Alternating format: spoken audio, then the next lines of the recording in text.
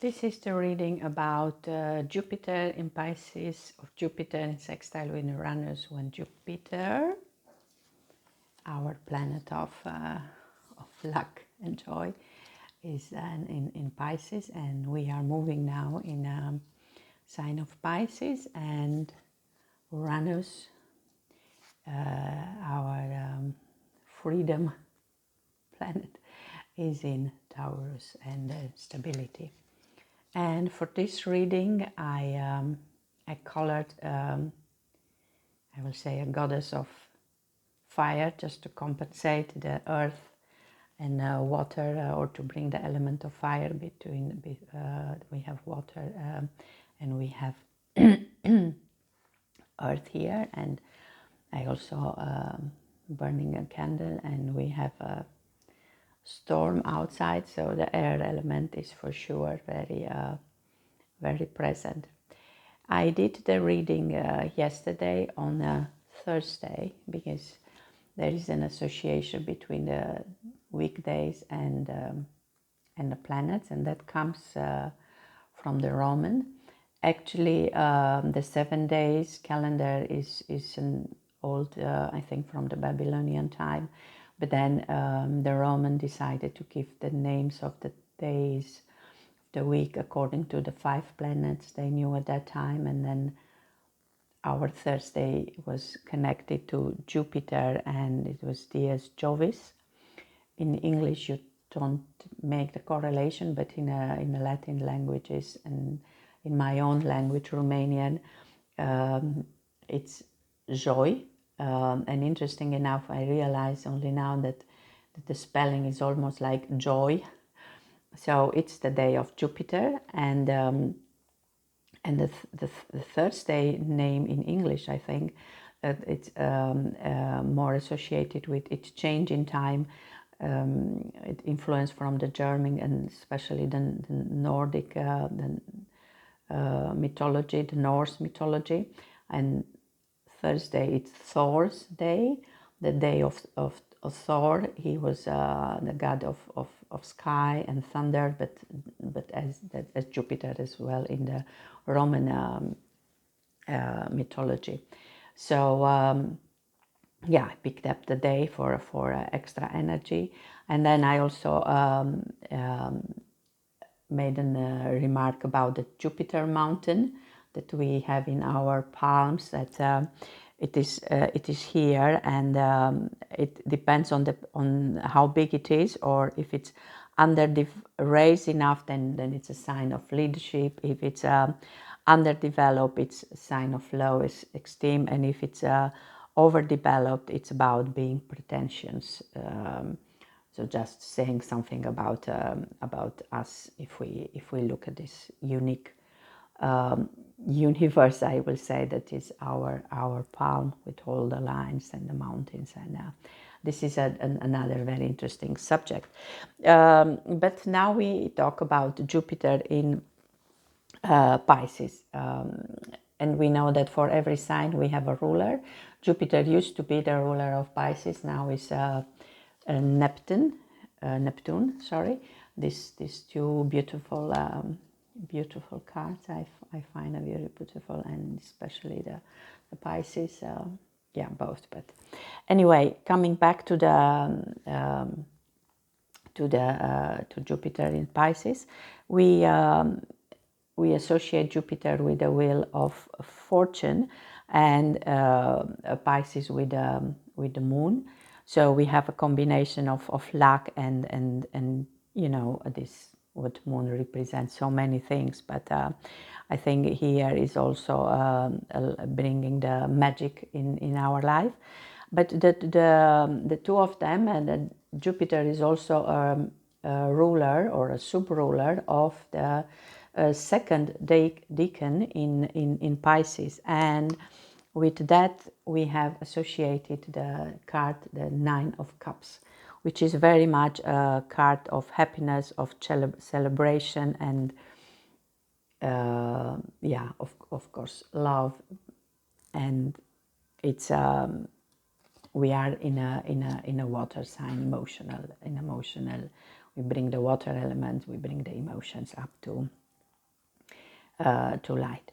And then we have Uranus, the freedom fighter, in a very earthly sign and about stability. So this is a very a Molotov cocktail, but it's going on since 2018, and it will be up to 2026 that Uranus transit Taurus, and we see that it's about big changes, and at a personal level, we are forced to change things that that we in order to transform and for evolution, and also at planetary level. So this is a Earth element, and it brings big changes. And together, a sextile is a combination that means they are both in a good. They have a good polarity here, and it's a sign of new opportunity, and it's also bringing a lot of our psychic sensitivity, and it's like seeing things that we haven't seen before, things that now they are so obvious, and why we have seen them before.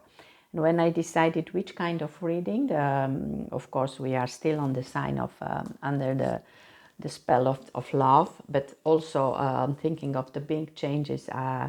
For me, I think the biggest changes is to bring this energy of love, and then to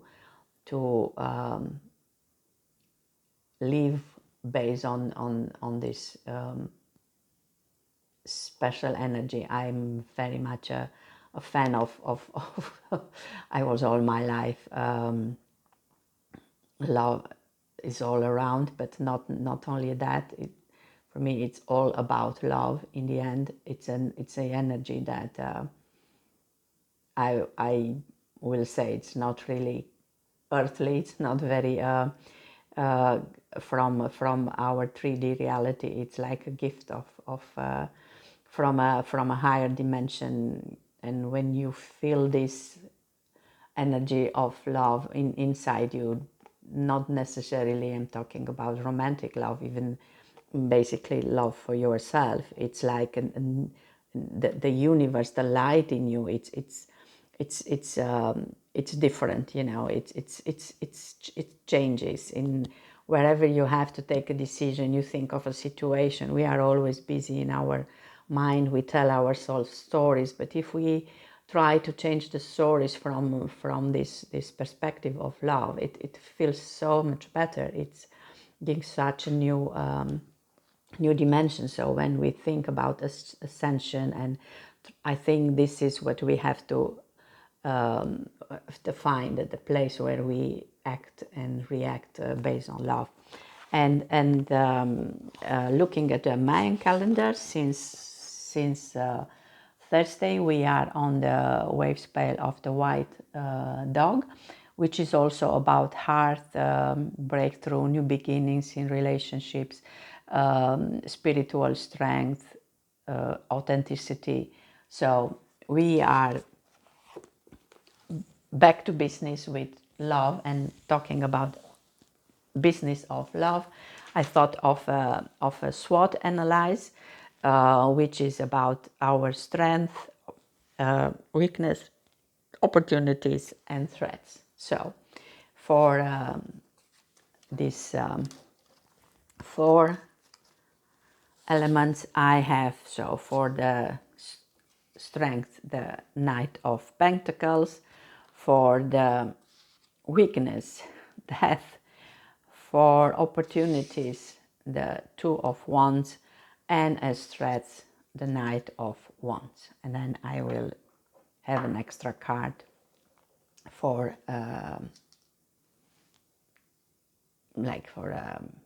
to end the reading. But for now, let's look at the strength. This Knight of Pentacles, Pentacles is the sign of the element of Earth, but in this this particular card is the Knights are also associated with a certain deacon of different signs. So this Knight of Pentacles is rules the third decan of Leo. We just had the new moon in the full moon in Leo, and the first, the first two decan of Virgo. So we have the energy of Hermit and the energy of and the strength here. So and this, there's also the ruler of the sixth house. That's the house of health, of work, of service to others. So that will be combining fire and earth. That will be our strength in this love SWOT analyze. What is this knight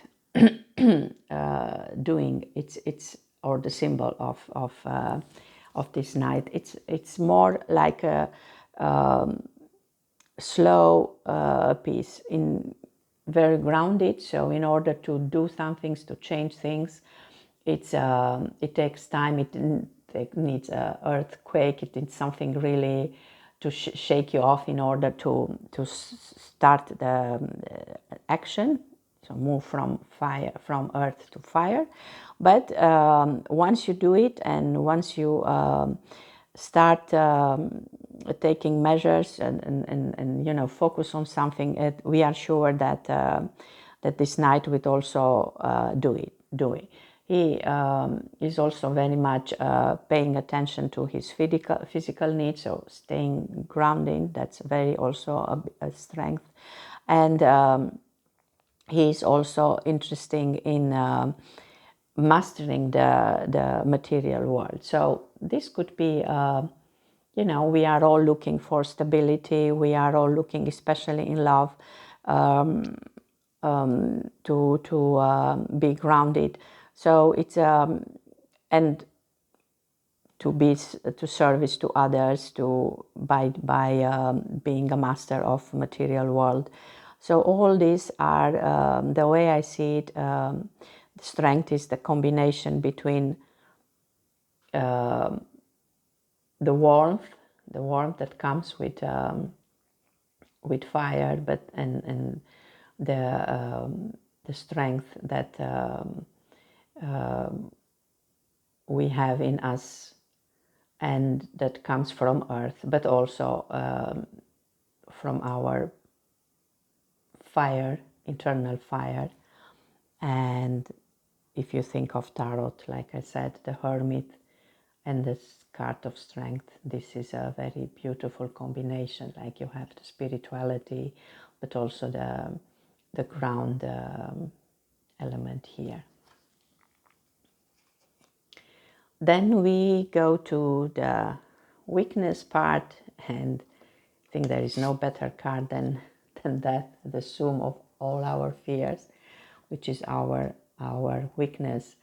Yeah, the fear of death, you can put it like this, but also the fear of transformation, because we are in the period when we need to transform, that for sure. And it's a very scary place to be. Of course, it's something that we all need to go through in order to discover who we really are. And it's something that we have to do on our own, you know, to embrace our darkness and shadow, not to avoid it.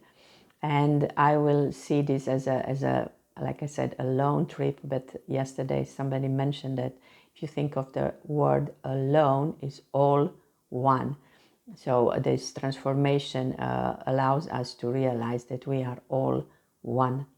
And in order to find this, we need to go through a kind of death, birth, and death and rebirth.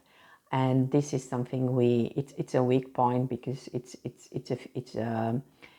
our fear. And maybe even in order to find love, even if it's about self-love, or find a right partner, or you know, just everything that has to, we need first to embrace our shadow. We need to go through a transformation, and then maybe we attract the right partner, or we just discover that we love ourselves, and we are our true partner.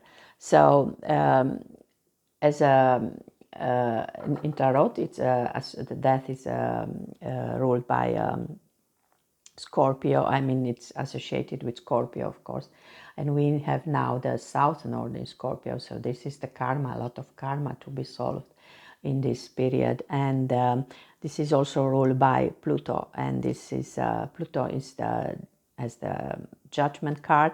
So it's a kind of combination of death and judgment, but then you know, for me personally, the fear of death is more what we call the Judgment Day. It's more about okay, we are out of here. It's an exit, but did we manage to do what our purpose was here? So the fear of judgment, it's for me more a fear of judgment than a fear of that, and not necessarily fear for the judgment it's such, but more the fear of not really a fear, but the thought that you die without realizing what you came here for, and that I think it's a weakness, but it can also be the weakness. That's the good part about SWOT. The weakness can always become an opportunity, because then you, if you realize this is your weakness, then you start doing something to change it from weakness to opportunity. And now we come to the opportunity cards, the Two of Wands. So we have now the energy of fire and even water fire, because this card is associated with Mars in Aries. Mars is the associated with the Emperor, and then the Tower card, sorry, and then Mars is the ruler of Aries, even so. So we have the energy of Emperor and the Tower here, but it's because this is also the first decan of Aries, this a kind of sub-ruler. Then we have 2 times Mars, so we have a lot of not necessarily war energy, but you know, action energy here. So we have a lot of opportunities now in order to change, to find our love, to find our true love, to find our inner love, and this card, it's like associated. You can see like a young emperor, because of the Mars in Aries, that's sitting on his tower, looking at the world. It's full of promising. It's still the part in which you it's a kind of initiate energy. You have the power you need. You can create, and the world is out. You know, this can go as far as you want. The world is stays ready for you. Just there's like a portal opening here, and you can just go and dare to go and be without fears. So that's the opportunity, and then the threats, when you have something, you know, the strength, and then you also have to look at the threats. This will be the Knight of Cups. We go back to the energy of the element of water, and this is ruling the in the same time the third decan of Aquarius and the first 2 in Pisces. So we have a combination of air, intellectual, with water and emotion. So, but this comes more emotional than intellectual, and that could be a threat, you know, to be too romantic, too idealist, especially when it's about love. And you know, fire and water are opposites, but of course opposites can attract, and that's not necessarily something bad, but we need to be able to see the truth. And that could be our weakness, that we don't see the truth. You know, we start something, we steady but sure, but then we need to see the truth, and we need to pay attention that this Knight of Cups looks like he lives on the island. It can be very fishy, you know. It's a good catch, but it can also very easily go away. So the combination of air with water, it can create a kind of mist.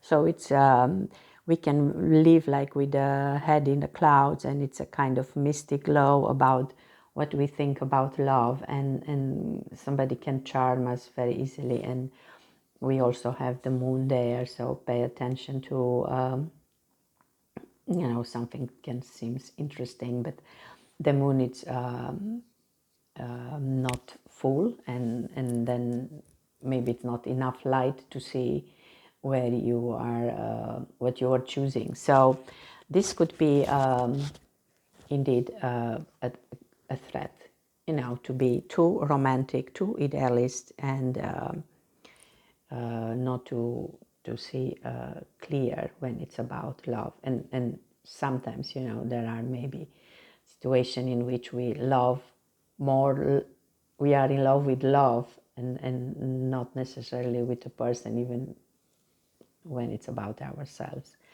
So this is like the SWOT analysis. Of course, I think there is more to say. How can you transform the threats in strength, and how can you transform the weakness in opportunities?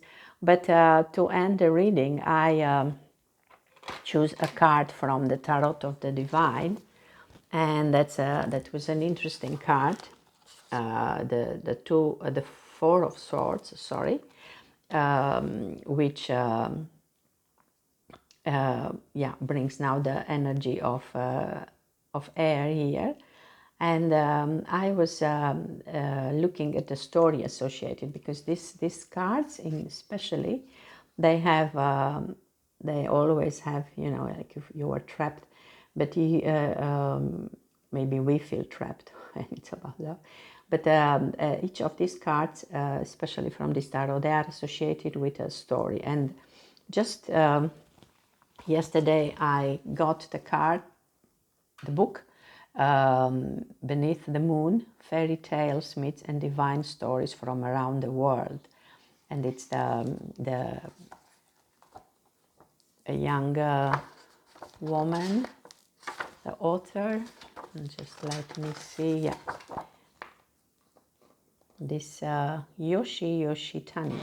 She worked at Walt Disney Company, and she works now for DC Comics.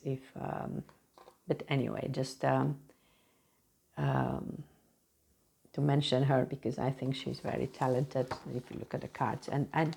And interesting enough, the story associated with this Four of Swords is about Fenrir. And we come back to the Norse mythology. We started with Thursday as Thor's Day, and now we go back to mythology, Norse mythology. And now I'm not going to read maybe all the story, but to make it short, Loki, that we maybe all know as a trickster and a brother of Thor, had 3 children, and one of the children was this Fenrir, who was a terrifying wolf, who is afraid of the big black wolf. And the gods, they knew Odin, the leader of the gods. He had a solution for 2 of the children, you know, how to keep them under control. But this Fenrir, he was more afraid of, because there was a prophecy saying that he is going to overthrow Odin, and he will cause the Ragnarok, if I say it well, which is the end of the world.